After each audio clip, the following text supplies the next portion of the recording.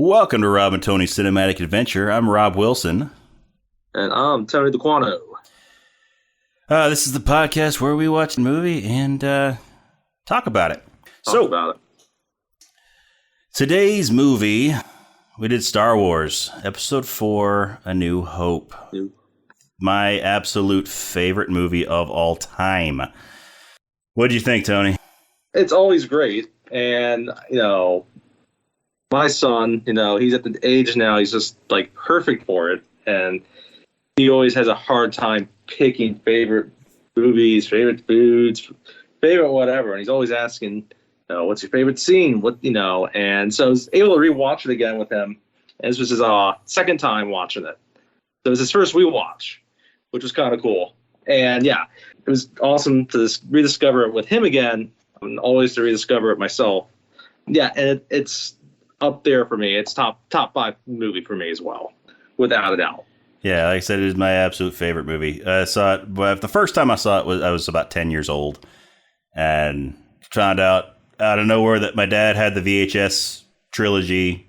I had no idea he had it, and I found it in the house and started watching it, and I was hooked ever since. So it was love Star Wars, and thought it was a perfect first movie to do for the podcast. Absolutely. I think it definitely represents us well and our movie taste. I remember first watching it. I was actually probably a little bit older than 10. I was about 12. I think I'd seen pieces of it when I was younger. I'd also had seen pieces of Spaceballs when I was younger. And so I think for a while there, my mind was kind of meshing the two together until when I first saw it, like the whole way through in band class, middle school. And then again, a few years later, checking them out once, the prequel trilogy came out. So. It's funny that you mentioned Spaceballs, because I actually saw Spaceballs before I ever saw Star Wars. So, so people would mention Star Wars when I was little, and I could only picture Spaceballs because I hadn't seen Star Wars. So all this stuff, people talking about like Chewbacca, and I could just picture Barf, John Candy, and Spaceballs, and there were so many things that, and I saw Spaceballs at such a young age that it I didn't realize when I first saw it that it was Spaceballs and not Star Wars. So it wasn't until I actually saw Star Wars that a lot of this stuff that I had thought was Star Wars was actually Spaceballs. Because, I'd seen bits and pieces, I'd seen little clips here and there of Star Wars, but never actually sitting down and watching the whole thing. And I remember I had a friend of mine that was spending the night when I was little, and he brought over Return of the Jedi, and we started watching that, before I'd ever actually watched any Star Wars. So I remembered bits and pieces of the Sarlacc scene in that, in Return of the Jedi, but that's the majority of actual like Star Wars that I had seen before watching them. I think it's interesting. We're both the babies of the family, and a lot of times you end up watching or listening to whatever your older siblings have, and it wasn't really something that was on my brother's radar. There's plenty of He-Man and Indiana Jones for him, but Star Wars really wasn't there. So it took a while for me to really, latch onto it. Like I said, I was in middle school. Yeah, I mean, me too. I mean, it's Star Wars is never something that my brother really ever was a big fan of growing up. And I mean, I grew up with one brother, and at the time, 3 sisters. We adopted another along the way, but this is years later. But at the time, it was, I had one brother and 3 sisters. And my sisters weren't really into Star Wars, and my brother wasn't. And like I said, it was just on a fluke that my dad happened to have the trilogy on VHS, because my parents weren't really that into Star Wars. I mean, they enjoyed it. I think they saw it when it was re-released in '97, when we went to see A New Hope in the theater, the special edition.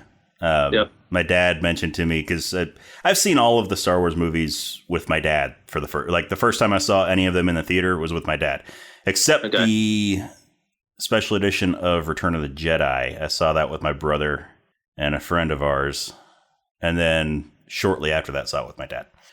But yeah, so I remember when we were standing in line for the either sitting in line or we just sat down in our seats in the theater for the special edition Star Wars. My dad mentioned that the last time he saw it in the theater was on a date with my mom. So there you go. But yeah, it's one of those things that Star Wars really, when you really think about it, and there wasn't really anything like it before. No, not at all.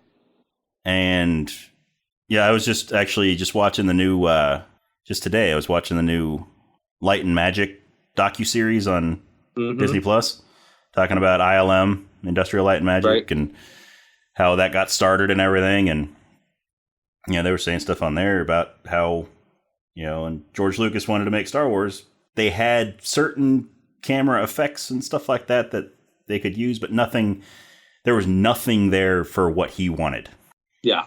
So basically he got a hold of John Dykstra, and John Dykstra got a bunch of his buddies together, people that, he knew, then they knew people, and, just got this group together that they all knew visual effects and stuff like that, but there hadn't really been anywhere for them to use their skills. Yeah. So they built ILM from the ground up there. And now, of course, ILM is the premier visual effects house for everybody. Like, every movie uses it nowadays. It was such an innovative time, whether it be using, I think of Alien as well, and all, the effects and creatures, a lot of leading minds at that point that really pushed things forward. And like I said, Star Wars itself was on a different level to actually do that. Yeah, definitely. I think even watching it with son, we I ended up watching, the Blu-ray release. And even for him, I think there's a certain spectacle of seeing all of that, even 40 years later, how well some of it stands up. And, yeah. I mean, even just rewatching some of the, we recently finished the prequel trilogy back in May, and just some of the differences that you see, especially with Yoda and, with not being a puppet, just the visual is completely different. Yeah. It's crazy that some of the basic effects that they did back there still hold up 40 years later. Yeah. It's like better than some of the newer movies. Yeah, without a doubt. No question.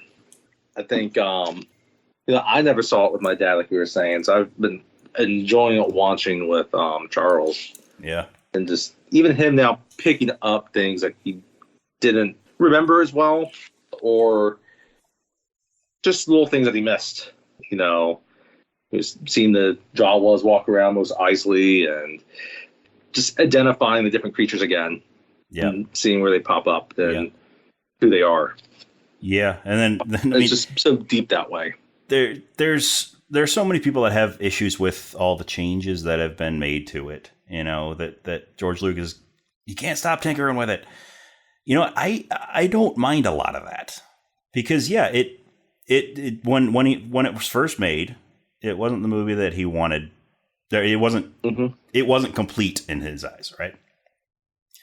So that's why he went back and tinkered with it in the 90s, and as computer graphics got better, and he's able to do some of the things that he wanted to do with it. For the most part, I think a lot of that stuff adds to the story. It adds to the movie. It adds to the world. It adds to everything, and actually makes things better. A lot of the more subtle things. Now, there's some stuff that I'm sure we'll get a little more into in Return of the Jedi.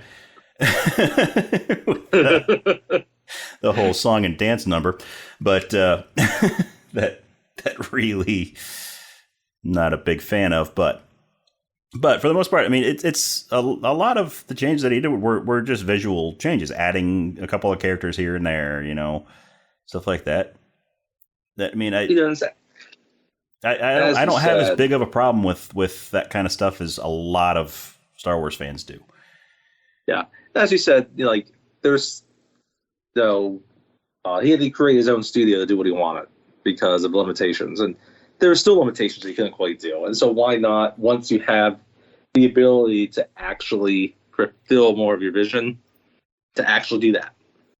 And you're seeing it. I was reading things about Stranger Things, how they're going back and changing some of the continuity mistakes in the script. Yeah. Right? I was reading an article about that the other day. The same thing. You write something in the first or second season, and you don't know that you're going to have another 3 seasons later that what's going to happen. It just it can help clean things up. Yeah, I mean it's definitely important not to go overboard with the cleaning, but some things need to be cleaned up a little bit. Right. It's the whole Han shot first thing is kind of it's one of those fan outcries that has been going on since '97. Yep. But which I mean I do agree to a certain extent that it does change Han's original character when he doesn't shoot first. Perspective, without a doubt. Yes. I was just thinking about, when I watched yesterday, because I was watching, the Blu-ray. I wasn't watching my original cut edition. And it is what it is. And I would love to have that actually officially released again. Yeah, it would be amazing if they would do it. But I wasn't watching the original cut either. I was watching the 4K version of it. The streaming version that came with the 4K Blu-ray that I got. So the digital version so it's the same as the 4K one, which I think is slightly different than the Blu-ray. I believe it is the McClunky version, which wasn't on Blu-ray. When Greedo just throws out McClunky at one point right before he gets shot, which that might be why Han shot him.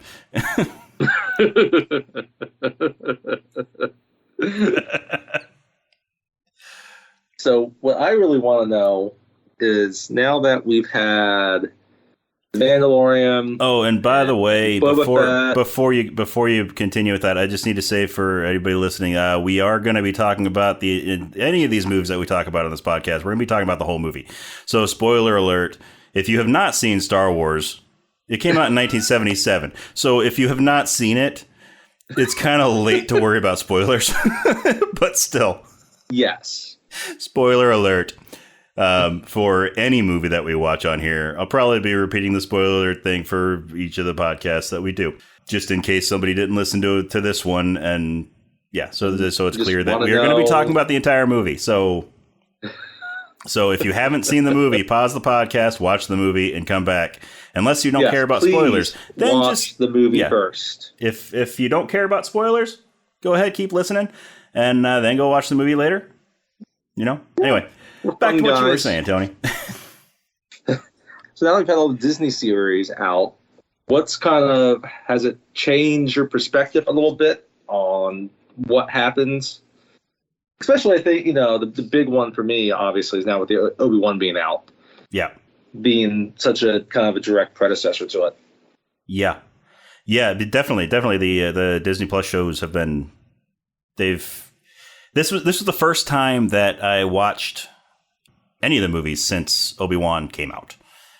Since watching Obi-Wan. And so it definitely changes your perspective on things, especially with the whole, when Obi-Wan and Darth Vader fight on the Death Star. Their whole conversation has a whole new meaning now. Yep. Especially even like before, when it was, when I last saw you, I was the learner. Now I'm the master. Right. That says something. If you don't have the Obi-Wan show there, then it's back to episode 3. Right. Yes. Their fight on Mustafar, but it still fits with the Obi-Wan version, and it actually kind of fits better with that. Yeah. Since Obi-Wan did just come out, I don't want to spoil too much for people who might not have watched it. But that's still that's still recent. Yeah, but I think it's pretty common knowledge that Darth Vader shows up in the Obi-Wan show, and they do battle at some point. Like you said, enough of their interaction can still lend itself to not make kind of that line some massive continuity lapse. it definitely can fit. And if it doesn't work for someone, that's fine. It doesn't have to work for them. They can, that's more their problem with the show than the movie. But I think that definitely added perspective to it. I think, the other scene for me is, when Obi-Wan rescues Luke. Yeah. From the interaction that. Yeah. Yeah, that definitely, because you see, with the whole, and his mission on Tatooine was to watch over Luke, and so it adds to that. And I gained a lot more respect and a lot newer of a perspective for Uncle Owen after watching Obi-Wan. Because before, he just seems like, Uncle Buzzkill kind of thing, right? Doesn't want to let Luke go to Tashi Station to pick up some power converters. But doesn't want him to go off and join the military and leave Tatooine. Wants him to just stay home and do chores. But, after, watching Obi-Wan and how they really expanded his character, they really expanded Owen's character in there, you really kind of understand him. Kind of understand his outlook in A New Hope. I'd agree with that totally. And you kind of also have to wonder, he had to have put up a big fight before he and Beru got burned alive. Oh yeah, no. I always think about it, like every time I see when Luke returns, and just see the skeletons there, and it's like that's so brutal for these people, and it's like seems so unnecessary. And before, you always wondered, did they not know that they were coming? Did they just, kill them and burn their bodies or something, and just without a fight? But after, learning so much more about Owen, he put up a fight. Oh yeah. Yep. No. I'm trying to think if there was anything else that kind of at least with the Obi-Wan series. It's just, I think you get that realization even further. It was Obi-Wan is like, now is his time, after spending all that time kind of at a distance. But, and I mean, it's also, you can kind of tell if, again, especially after watching Obi-Wan and learning more about Owen, you can kind of tell in just Luke and Owen's interaction at the dinner table. He was talking about going off and joining the academy and all that. You can tell Owen pretty much knows that Luke's going to go off and do it no matter what. Right? Yes. His excuses for keeping Luke there, it's a little bit more clear that they're just excuses, that, and he knows it. He's just trying everything he can to keep Luke, his surrogate son, safe, because, he vowed years ago that he was going to keep this kid safe. Yeah. But deep down, you can tell that he knows that he can't keep him from going off and doing this forever. He's just trying to hang on to him as long as he can, just like any parent would. Well, he has to see too. I mean, again, not to delve too much into, the Obi-Wan series. He sees, even though they're all in the Outer Rim, how much the Empire's encroaching more and more and more. Yeah. He's not ignorant of that. I try to watch something or read something again to do it with fresh eyes as much as possible. Can't entirely do that, obviously. It's you have too much in your head from as many times as you watch something. I ended up watching Revenge of the Sith back in May. We had COVID. We just watched a bunch of movies that week, Charles and I, and it's like, okay, it's about time he sees Revenge of the Sith. It was the last of the original 6, and it was like 2 weeks before Obi-Wan came out, and it actually coincided nicely. Yeah. So it's all Sith and Obi-Wan, now New Hope again. So I had that chronological order. And yeah, you definitely have that sense of with Owen and that duty. I think it could be easy to just dismiss at first that he, if you watched it the first time, that it's like he doesn't want this bratty kid. But it's not that at all. It's he definitely takes the responsibility very seriously. Yeah. And I mean, then it also with another big thing that was new from. I mean, I hate to keep on referring to watching it after watching Obi-Wan, but you kind of have to with this because it changes so much. But Leia, the whole Leia dynamic with I know everything, and it's too bad that she never got any screen time with Obi-Wan in the movie. Yes, it is.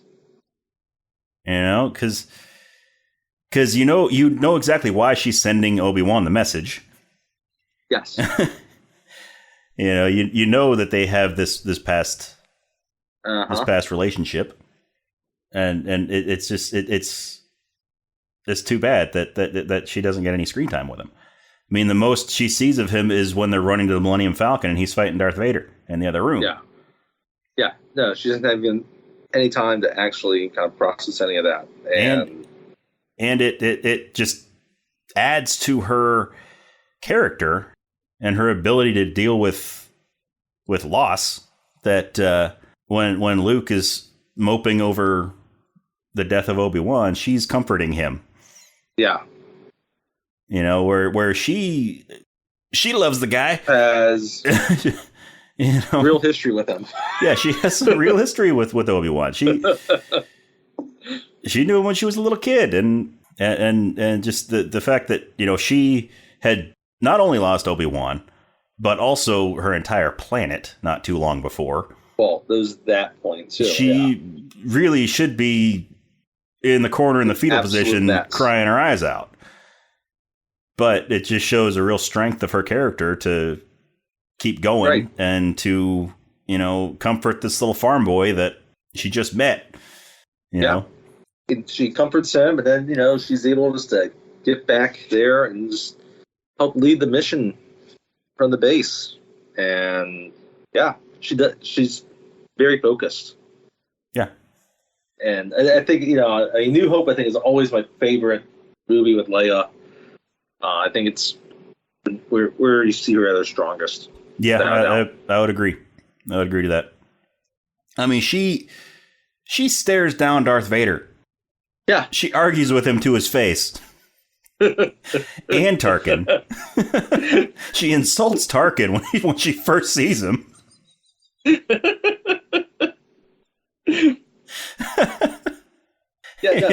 She tells him that she smelled his foul stench when she was brought on board. This is the military leader of the entire empire. And she's insulting him on his own battle station. Precisely. While she's handcuffed. Yeah. Knowing she can easily just be blasted. Yeah. Right there. Yeah. I mean, she knows how they are. She knows that they're ruthless. No. Yeah. I do not approve of her early treatment of Chewie, though. Yeah. I was kind of thinking that at the same time, past time watching it. But, somebody get this huge walking carpet out of my way. Chewie didn't do anything to her. No. He didn't. But they did seem to make up by the time that they had actually escaped the Death Star, because they were hugging and having fun after Han and Luke blew up the TIE fighters. Never got a medal though. She didn't give her a medal. No, she didn't give him a medal.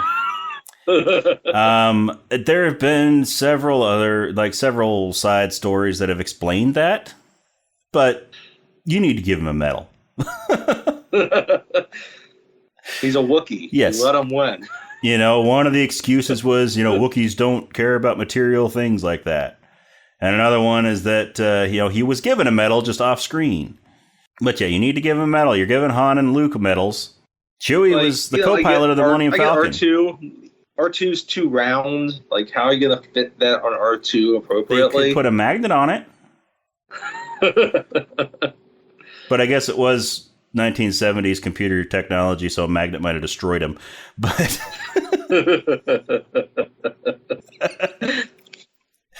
But they should have at least figured out a way to give R2 the Star Wars equivalent of a Purple Heart. Because he did get shot in battle. Yep. You know, he came back, presumably dead, but he's a droid, so they could fix him.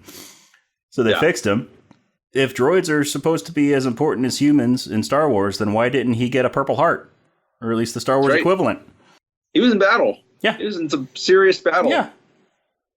Like, that was one of the points with Charles watching this time, when, like R2, like, taking all that fire. Yeah. Like, he didn't remember that. I thought, oh, man, he got, like, really damaged. Yeah. Like, he took a direct hit.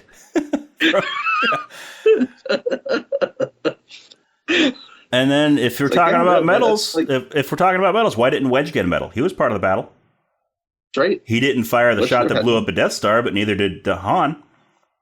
No. Han just got the TIE fighters off of Luke's back. Yeah. Wedge was one of the few survivors of that battle. No. You know, he was almost all died. He was key in that victory. He was a key component of the victory. So why didn't Wedge get a medal? Yeah. Good point. Never even thought about that. They all should have been given medals. Yeah. Yeah, I mean, especially since there were only like 4 of them that came back. And 2 of them were in one ship.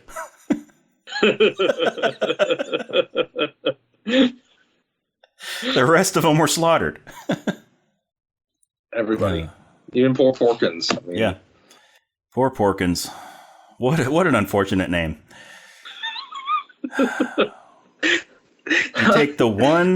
You take the one overweight pilot and you name him Porkins. Like, even as an actor, like, my name is Porkins. Like, and what's even worse? Gotta lean into that. And what's even worse is in some of the books, they're talking about Porkins and mention that his nickname was Piggy. Oh no! Because there's because in the X-wing series of books, there's in some of the books there's a Gamorrean pilot. So Gamorreans are of course the pig guards at Jabba's palace. You know, the species that look like humanoid pigs. But they called him Piggy, and they mentioned that was Porkins' nickname. All right. Yeah. So poor dude. Yeah. He had to be a good fighter. Yeah. Pilot. I mean, from all the backstory and stuff that they give him, he's an excellent pilot, but got shot down above the Death Star. Yep. Anyway. But what about Han? We haven't talked about Han. We haven't. How have we gone this long in the podcast and not mentioned Han, other than just the Han shot first thing earlier? But Han Solo is one of my favorite characters. Unquestionably. Han Solo is probably my favorite movie character is Han. My favorite Star Wars character comes from one of the books, or from several of the books, but my favorite movie character is Han. Hands down. Yeah, I have to agree with that. I mean, he's one of the greatest pilots in the galaxy, and he's not even a Jedi. Yeah. You know, he's about the only one that's on the list. Him and Wedge are the only ones that really are on the list of the greatest pilots in the galaxy that aren't Jedi. Yeah. And, like, even, I think Harrison Ford plays it so well. Like, even from the beginning, like, he has his cockiness and confidence. But you can tell even early on, like, he's backing it up. Yeah. Yeah. Exactly. He'll say something, he means it. You know, he may or may not have been boasting a bit about the making the Kessel Run in 12 parsecs. You know, that was never 100% confirmed that that's actually how it happened. Yeah, I mean, they did the Kessel Run in the Solo movie, but still, there's a chance that it could have been actually more than 12 parsecs. Because you had the whole not if you round down thing. But you know, you don't doubt him. No, especially after you see him fly. Yeah, no, it's the interaction in the cantina with Greedo, and then you see him fly. It's a very condensed amount of time, and he plays it so well, and it's shot so well. Yeah, and also one of the nice things about the every version of the movie that's come out since '97, they actually have that scene with him and Jabba outside the Millennium Falcon. Right, and that was which one I mean they about. took it out, because it wasn't completed at the time, and also because it was sort of just a rehash of the conversation with Greedo. But he's up in Jabba's face. Jabba is like the biggest gangster in the Outer Rim, and Han doesn't flinch. No, not at all. Yeah, I was thinking about that just when we were watching it yesterday. It's like, because the time before I watched the original cut, and seeing that again is my same thought. Like, he's just there in his face. He doesn't flinch. I mean, he even goes so far as to step on his tail when he's walking around him. And he negotiates with them. He talks them down. Yeah. Meanwhile, we didn't even mention he's surrounded by bounty hunters. Yeah. And Jabba's muscle. At any point, Jabba could have just given the signal and they would have shot him down. It'd be Swiss cheese. Mm-hmm. It'd be done. Yeah, I mean... But, yeah. Yeah, but and you can't have Han without Chewie. Chewie's Han's right-hand man, his right-hand Wookiee. Chewie's such a great character, I named my dog after him. Great. I got a dog named perfect Chewbacca. Companion. And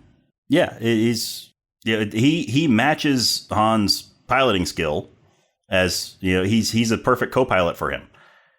He may not be as good just as a straight up pilot as Han is, but he's good enough of a co-pilot to keep up with him. Yep. Not to mention he can fix anything. He's a Wookiee. Wookiees are very technical minded. He's a little bit of muscle. Mm-hmm. Perfect mate for him, without doubt. Yeah.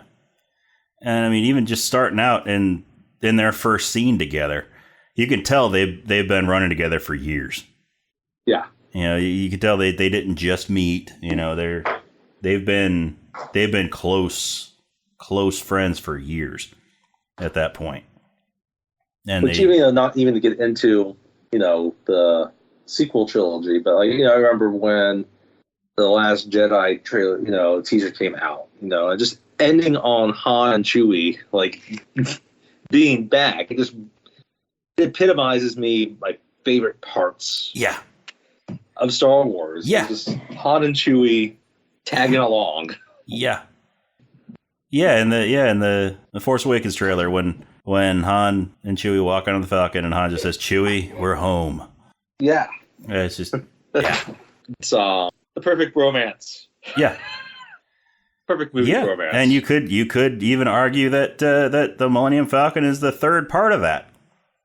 Yeah. Han and Chewie and the Falcon. That's right. Which, it's Falcon's almost its own character, right? People build entire Lego sets of the Falcon. Yeah. One of my dreams has been to build a life-size replica of the Falcon, of the Millennium Falcon, and live in it. Have it be my house. Yeah, I'm a baseball fan too, right? I follow the Orioles, and they have a bunch of really good young players in the minors. And I was looking on Twitter one day, and one of them was complaining about the other guy because he took up the entire kitchen table building the Lego Millennium Falcon. Yeah. Right?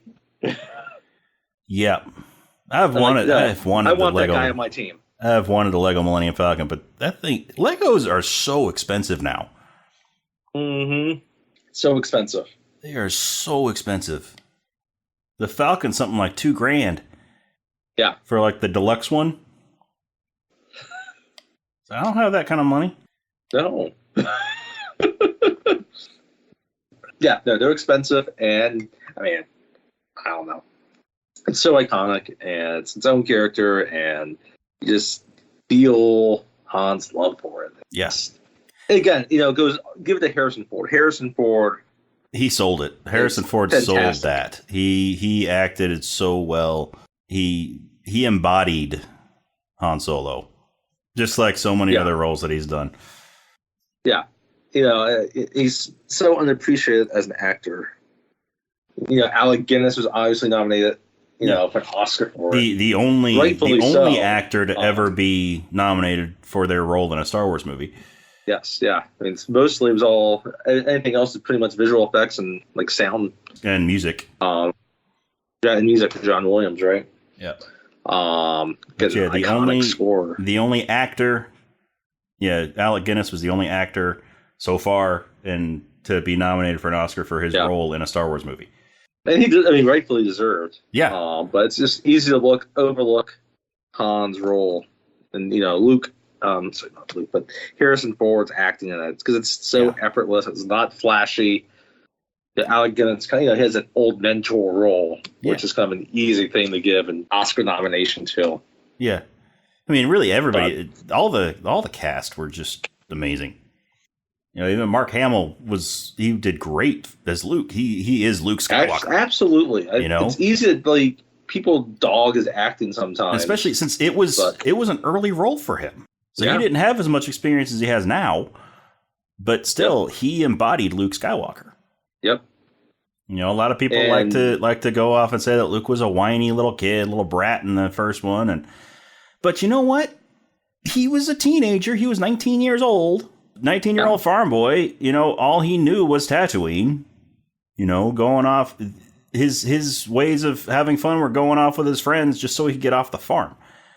But I mean, think about it. He's 19. Most 19-year-olds at that point would be off doing something else.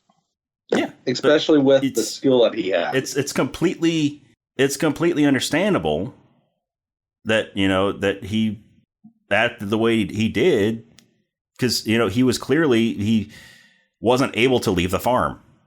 He was being made by his aunt and uncle to work the farm with them to keep it going. For, he didn't know why, but the rest of us do. Because they were trying to protect him. But just like any 19-year-old that's getting bogged down and getting stuck running the family business when they don't want to be doing it, he's not acting any different than any of them do. Yeah. There's different aspects of it, even thinking about it. Like, just him even just working on the droids, it's so mundane, but he's so adept at it. Yeah. And there's those little flashes of that with his dad still. Yeah. Right? Yeah. Some of that he gets from Anakin, And yeah, I mean, his mechanical abilities, his, working on the droids, his piloting skills, when he's in the garage, in the little workshop, cleaning up R2, you can see in the background his T-16 Skyhopper, that he gets in and he flies through Beggar's Canyon. It doesn't actually show him flying in it in the movie, but you see it in the background there. Yeah. With that, I always kind of want to, I don't know how to fit that in with any of the TV series, but it was kind of at some point want to see Luke. Yeah. Yeah. I mean, in some of the video games you get to fly it through Beggar's Canyon and stuff, but it's not the movies. Right. But yeah, I think maybe part of it's getting a little bit older, you can kind of reflect back and see, remember kind of those feelings a little bit as well. Maybe throw in in one of the newer movies or shows or something, throw in a flashback. Yeah. Of him and Biggs flying through Beggar's Canyon. Poor Biggs. Yeah. Yeah, which one of the other things I really enjoyed about the special edition stuff is we got to see a lot more Biggs. Yes. In the original, he doesn't show up until the battle. That whole scene between him and Luke in the hangar, that's not in the original cut. Exactly, yeah. That was the other thing I was thinking. That's wouldn't it be nice just to see them just after the battle, be we beat it, we won, and then catching up on all this other crap. It's yeah. I mean, there's a deleted scene of I don't know if you've watched the deleted scenes or anything, but there's one of Luke and Biggs at Anchorhead with a couple other friends. Okay. He was hanging out there.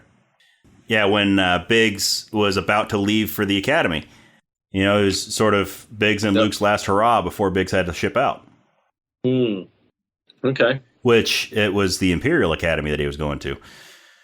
And it was the Imperial Academy that Luke was wanting to go to, that he was whining about not being able to go to at the beginning of the movie. So, because Biggs ended up, he was a he defected to the rebellion. All right. Interesting. I don't get into all that as much as you do. It's always fascinating to hear that. Yeah, Wedge was another one that he defected to, Wedge Antilles. He defected to the rebellion from the Empire. I always think like you would kind of almost have to. And Hobby, I think, was one. Hobby Clivian, who isn't mentioned really until Empire Strikes Back briefly. Okay. But as one of the snowspeeder pilots. But yeah, he's one that defected with Wedge. Interesting. I always kind of think about, like, after, you see the Rogue One, obviously there's a large resistance there. You see it.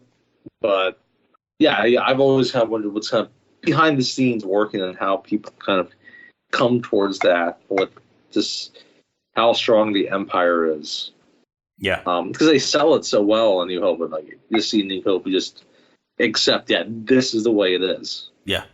Yeah, and the funny thing that, like, Rogue One, the reason why in the battle there, I mean, not to I hope it doesn't spoil much for Rogue One, but the battle, why Blue Squadron is in that battle over Scarif, is because originally it was supposed to be Red and Blue Squadrons going up against the Death Star in A New Hope. Right. But because they were filming on blue screens, they couldn't do the blue.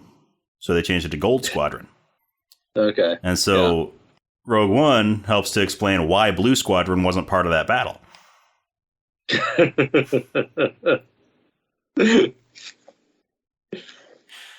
I did not know that. I mean, I need to watch that one again, too. Maybe we'll do that on the future podcast of Rogue One. Yep. Because it is very good. It really is. And hopefully most of you that are still listening have seen Rogue One. Maybe you have. Yes. Hopefully, but yeah. Like I said, we are going to be spoiling. We're going to try to spoil just the movie that we're focusing on, and any that we talk about. Other than that, we're trying to spoil as little as possible, but some things might slip out. So I apologize for anything we'll try not to spoil for Empire other Strikes things. Back. At least until we do Empire Strikes Back in the next episode. Which, if you don't know that spoiler, I can't help you. Yeah, but yeah, we'll go more into that spoiler when we talk about it. When we talk about Empire, and I think at least the vast majority of you know what spoiler we're talking about. But thinking about that, I'm looking at it on my glass right now. We haven't even touched on Darth Vader. No, we haven't. One of the best villains in all of cinema history is Darth Vader. No question. And I was just even thinking about this when I was watching it the other day, just kind of the introduction of him, right? It's just in general, like the first 10, 15 minutes of the movie just sets up the world so well. Yeah. Including Darth Vader. Like, you don't know his name. I mean, you're in the ship. You just see these spaceships fighting. And, I guess you do know his name through the crawl. But you don't know what he looks like. You just know his name. But, you see these, the spaceships fighting. You realize there's this battle going on. You automatically know the people that are supposed to be the good guys. Yeah. Right? Which, you see their faces. Fun fact, real quick. The blockade runner, the ship that, Leia's ship there, that was the original Millennium Falcon model. Really? That was the original design for the Millennium Falcon. But it was too close to, when they were working on the movie, right after they had made that model, the TV show Space 1999 came out. And the main ship in that show resembled it a little too much. So George Lucas decided that Han's ship has to be something new. It can't look like something existing. Good call. So they turned that ship into the Rebel blockade runner, or the Tantive 4. And redesigned the Falcon. But anyway. Yeah, you just the fighting, and then the stormtroopers come through, and there's Darth Vader, and it's just his presence is so different, and it's just completely sold well. Yeah. Like the costume design, the music, Yeah, the breathing, especially since it's on a whole other level. That whole scene, right? When they breach the ship and all the rebel soldiers are running out of the hull, getting behind their little barricades and whatnot, getting behind the corners, trying to prepare for a firefight. It's the entire interior of the ship is all stark white. It's all white. There's a little bit of grays and blacks with the troopers that are in there, with the soldiers, the rebel soldiers that are in there, but their helmets are, their helmets they're wearing, they're white. And then, the door blows open, a bunch of stormtroopers come out in all white with just a little bit of black accents, at their joints, their elbows and their necks, black. You got the red going back and forth, but it's still predominantly white. And then you see this black figure, this imposing black figure step through the doorway. And it's just, it's one of the best entrances in cinematic history. And there's a lot of other scenes through Star Wars. They try to replicate, that Vader entrance, but that one hits like nothing else. Yeah. I mean, because that is the first. I mean, yeah, it may be episode 4, but it's still the first movie that was made. It's your first, visual indication of what Darth Vader looks like. The first time you see him, and it's extraordinary, just visuals there. Yeah, and that's why talk about movie villains. You have him up there with maybe 2 or 3 others. He's as a Mount Rushmore. Yeah, of movie villains. Yeah, and I mean Vader's on there again, just like Han. He backs up what he says. He's not just imposing to look at. He is an imposing individual. Yeah. Right. No, it's actually a really good point. When he goes up, when he's talking to Captain Antilles, not Wedge, the other Antilles, but yeah, the captain of the ship, he's holding him up by his neck with one hand, not struggling at all. He's a big dude. Yeah. Played wonderfully by the late David Prowse. Absolutely. He does it so well. Does not get nearly the respect that he deserves for that role. And it's funny, you get a few glimpses of him using his Jedi powers, but most of it in the New Hope is just him and his physical presence. Yeah, most of his there's a few things where he does. Yeah, most of his force using is just force choking people. And but yeah, it's just overall it's his presence, and people just take him seriously. Yeah, and I mean you can tell because you could tell that people are taking him seriously because the universe is lived in. He's not some new character to these other characters. No, he's not some new villain that they've never faced before. You can tell from his interactions with everybody else that they've been dealing with him for years, and they know what he's capable of. Absolutely, yeah. And like I said, it's the visual of him. It reminds me, really, I guess the thing I was thinking about with it. I don't know, it just popped in my head. I was in Boy Scouts. They're making this list of things to recycle and not to recycle. And someone had this giant Darth Vader mask. We just be like, okay, don't recycle the Vader mask, right? Definitely not.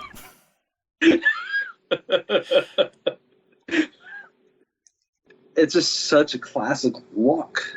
And because, again, there is that good balance. We haven't really kind of talked about some of the themes of the movie, of that light and that dark, but it represents it so well.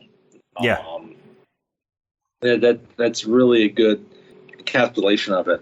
And I think, Lucas is really kind of playing off of that, obviously, with the Force, between the Sith and the Jedi. You get the yin and the yang, No, that's a whole other discussion, obviously. But Yeah. it really just sells kind of an aspect of this pure evil, almost pure evil, against everything else. And you know right away, kind of like everything else, everyone's going to have to go against. And, it doesn't, like it's a, a temporary victory. So. Yeah. And how have we gone this long without mentioning lightsabers? I was just thinking because I glanced over, and I noticed I've got Obi-Wan's lightsaber on top of my bookshelf back there. If you could see it on the screen there, but yeah, I mean, what a freaking cool weapon! Right. Ever since that movie came out, everybody's wanted to build a lightsaber.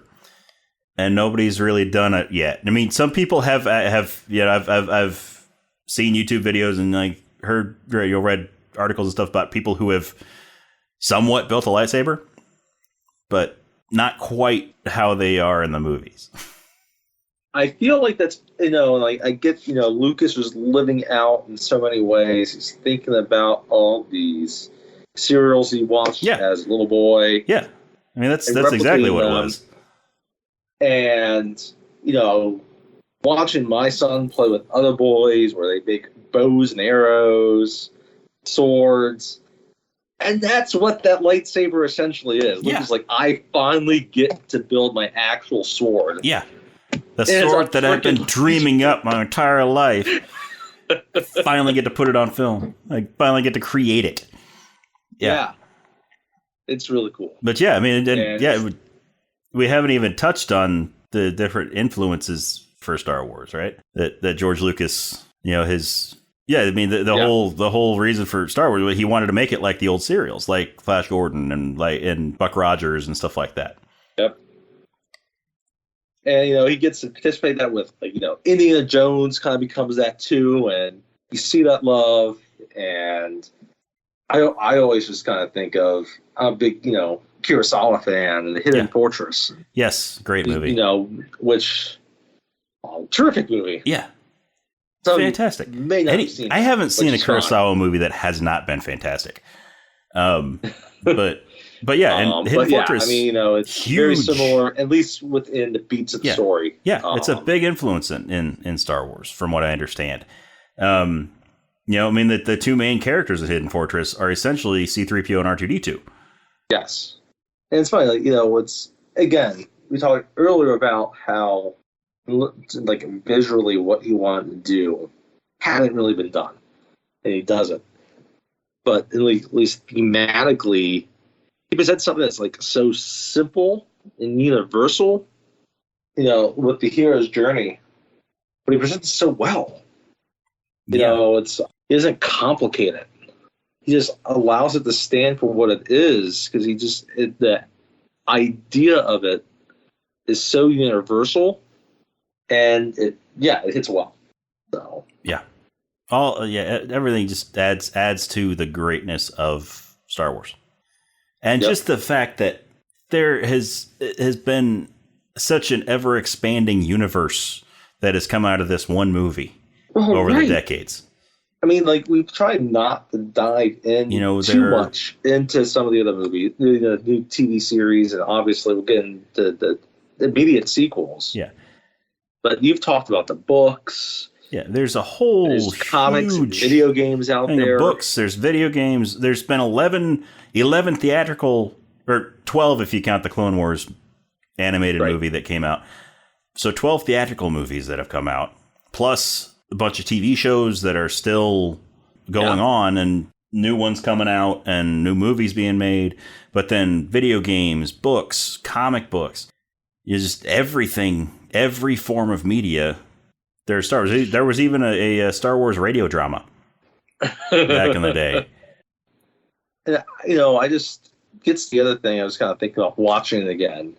And maybe part of it was me trying to be within my son's head, watching this again, taking it all in. Because the first time he saw New Hope was probably about a year and a half ago, maybe. Mm-hmm. Which can be a long time at that age. He's almost 8. that was just kind of, we talked about Vader's entrance, but then just even how they present Tatooine, right? Just the complete the world building. Like the first 20 minutes in the movie, how they just build the world to allow, and that allows everything else we we're just talking about in terms of people to expand on it. Yeah. Whether it be the Jawas, the Sand People, right? Yeah. It's crazy. Like, and it just the cantina scene. yes. All the different characters in there, all the different aliens that you just see brief glimpses of. There's an action figure of almost every one of them. Every single one. For characters that I think there's just there's 2 characters in there I think that have not had an action figure made of them. And I think that's the 2 twin women with like sort of the beehive hairdos. Yeah. Yeah, I think those are the only 2 characters just because they couldn't get permission to use their likenesses. Like even the bartender has an action figure. Yes. Even the bartender has an action figure. We don't serve their kind here. And he comes with that droid detector that's sitting in the corner, that thing that's flashing with like the cross on it, that's the blue cross that's flashing. Yeah, he comes with that thing. That's the droid detector. What happened between him and the droid? I don't know. But if you look at the bar, just going by the, adding to the innovation that they did for, the models and stuff like that for making everything, the scenery and everything, some of the drink dispensers that are in there that are hanging above the bar, that's IG-88's head, the droid bounty hunter from Empire Strikes Back. It's the same thing they used for his head. I don't know if it's the same exact like piece that they used for it, but it's the same thing, right. The same kind of thing. Again, how some of these things, I have no idea. Because when I was 10 years old, I saw Star Wars for the first time, and it changed me. I became obsessed with Star Wars, and I started reading the books and studying everything I could about it, and to the point where a few years ago at Planet Comic-Con in Kansas City, there was a comic shop that was there that was holding a trivia thing, and it was sort of a game show kind of format, and I got picked to go up there for the Star Wars trivia, and I mopped the floor with everybody at Comic-Con, at Planet Comic-Con. On Star Wars trivia. All right. So, what song are they playing in the cantina? What song? Yeah. What is it called? Oh, I guess they're playing several songs. Yeah, playing several songs. They're playing in the cantina. But the one, it's a love song. Yeah. The title of it, the band is Figrin D'an and the Modal Nodes, but right, yeah. Which has anyone? I don't remember the title of that song. You stumped me on one. Lookalikes for their wedding band. Someone's had to have lookalikes just dressed as them for their wedding band. That's had to have happened. Yeah, that has to have happened. If not, it needs to happen. Maybe when I finally get around to getting married, I'll do that for my wedding. My family will love that. Hey, as long as they'll love it as long as your bride wants it. Do you think I would ever marry somebody that's not that would not love that?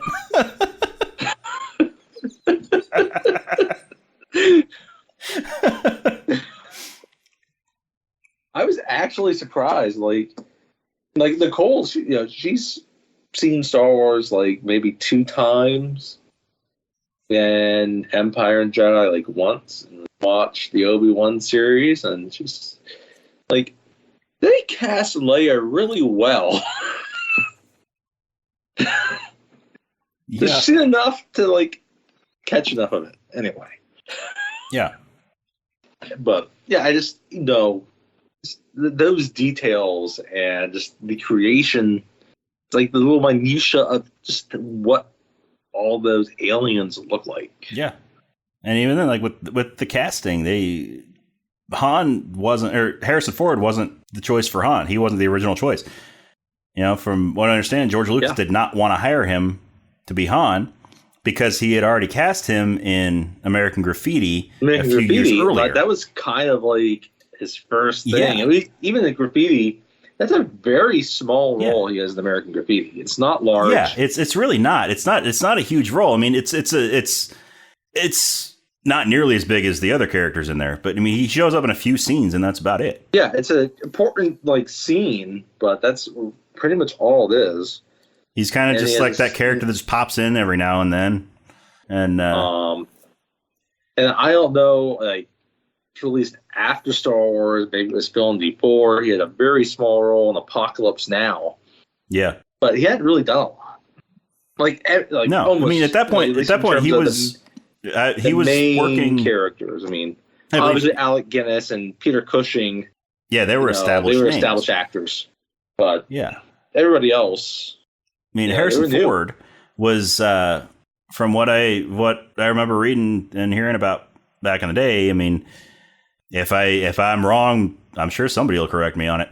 But he was working as a carpenter in George Lucas's office at the time when they were casting.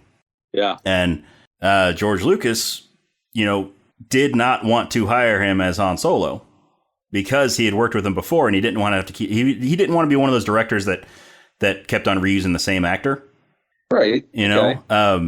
But so they called Harrison Ford in to run lines with the people that were auditioning.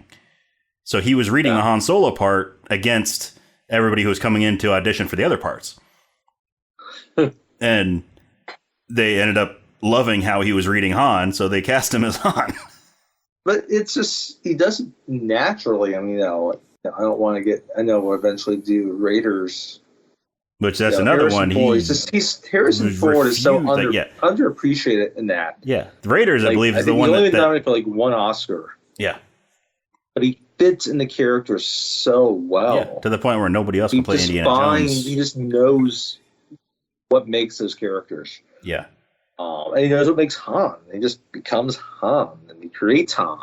Like I get that. Yeah, Lucas creates Han as a character, right? But like Ford has to create him as an actor. Yeah. I mean, Lucas wrote him. He wrote Han. Harrison Ford has to bring him to life. Yeah. And he did that expertly. Everyone did. Yeah. I know we've said it before, but everyone did. Whether it be Hamill, Fisher, obviously, Cushing and Guinness are established actors. Mm-hmm. They knew what they were doing. David Prowse was an actor and a bodybuilder, but he was actually also he was the guy who was Christopher Reeve's weight trainer when he did Superman. Yeah, I did not know that. Yeah, David Prowse he trained Christopher Reeve to get him muscular to play Superman. But yeah, then like Peter Mayhew, Chewbacca. I was going to say Peter Mayhew. I met him. I met him a few years ago at I remember that Planet Comic-Con in Kansas City. He was a very sweet man. It was a year or two. I think it might have been a year before he passed away. Right. But I've got his autograph. I got some pictures with him. But he was a sweetheart. There's so much, like, some of those actors, obviously in costume, and they do it well still. Yeah. And obviously, we haven't even said James Earl Jones yet. No. Like, his voice there is so iconic. Yeah. The voice of Darth Vader. And like, it's crazy. Like, I know I was talking to my wife about this after we watched Obi-Wan. Like, no, he was like voicing him again. He's like 90 something years old. Although in Obi-Wan, it wasn't exactly. It was sort of an AI reinterpretation of him, like taking past recordings of him and throwing it through an AI software and doing it that way. I mean, he may have done some of the recording himself, but because he's 91 years old, his voice has changed a little bit. and he still needs to sound like the Episode 4 maybe, era. Yeah, maybe like Darth kind of Vader. spoke to lines and they reconfigured it towards. Kind of. From what I understand, it was kind of the same way that they did with another spoiler alert, Luke in the Mandalorian, where they sort of took his lines and put it through AI software to where he wasn't necessarily speaking the lines, but it was taking his past recordings and blending them together to sort of create what he's saying. That's kind of the next thing, right? You see enough movies now where TV shows where they de-age people. Yeah. Like de-age a voice. Yeah. Yeah, that's what they're doing now. Because as you get older, your voice it changes, different stresses and stuff like that on your vocal cords. 90 years old, or when you're Peter Hamill and you're like 60 something compared to when you're 20 something. Mark Hamill. Not Peter Hamill. Did I say Peter Hamill? You said Peter Hamill. I said Peter.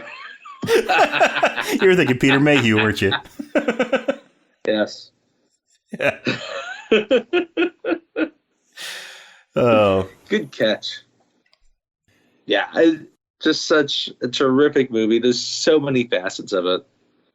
I love it. I keep finding things in it, and like again now, myself, like I said, just being able to watch it with my own son. Yeah. And see him start to love it. Like, yeah, and that's where we watched it yesterday, and then we were up on the deck, and he's screaming at this friend of ours, the few house down, and they're talking about, and he's like, "Oh, we watched Star Wars today." He's like, "Oh, which one?" George was like, "Oh, well, like number 4. Actually, no, it's actually the first one." Yeah. It's like, and his friend was like, "Which one is that?" It's like A New Hope. Right? Yeah. But just to rediscover it through his eyes has been amazing. Yeah, I mean that's definitely hands down. When I finally have kids, I'm going to sit down with them and watch Star Wars. Yeah, so that I can see. That's one of those things that I envy you for being able to experience that with your son. Yeah, I hope we can do that because it really is. It's another experience. First as like a reward for him. It's like, okay, yeah, help clean up after dinner and listen really well. Then we can watch Star Wars. Special. Star Wars. Yeah. And now, he wants to watch Empire Strikes Back again, which would be perfect because we got to talk about Empire Strikes Back. Yep. Yep. Yeah, which is perfect segue. But yeah, Star Wars Episode 4: A New Hope, my absolute all-time favorite movie. It's one of the few movies that I can watch over and over and over, and it never gets old. It never ever gets old. But so this, we have been talking about Star Wars, A New Hope. This time, the come back for the next episode when we are watching Empire Strikes Back. Empire Strikes Back. Star Wars Episode 5, Empire Strikes Back. And then, of course, after that, we're going to be doing Return of the Jedi, doing the whole trilogy. Just because we're doing the trilogy with this does not mean that in the future, if we do, a movie, we necessarily have to do the sequels.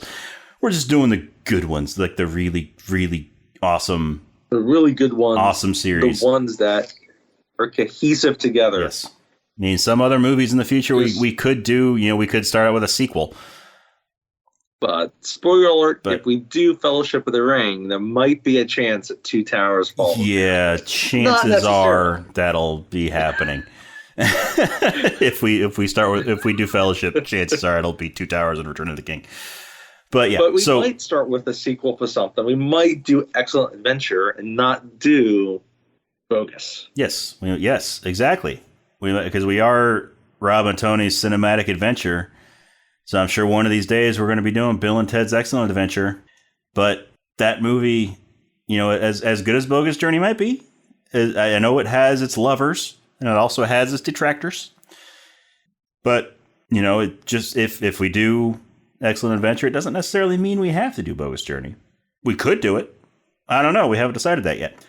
But the next movie we're going to be doing is The Empire Strikes Back. So thank you for doing this podcast with me, Tony. Thank you, Rob. It's always good to talk to you. You too. Always good to talk movies with you. There's no cigars. There's no cigars today. Yeah, we're inside. One of these days when we can finally, you know, like be in the same room, you know, maybe we can do like record outside or something. Yeah. Yeah. That makes sense. Anyway,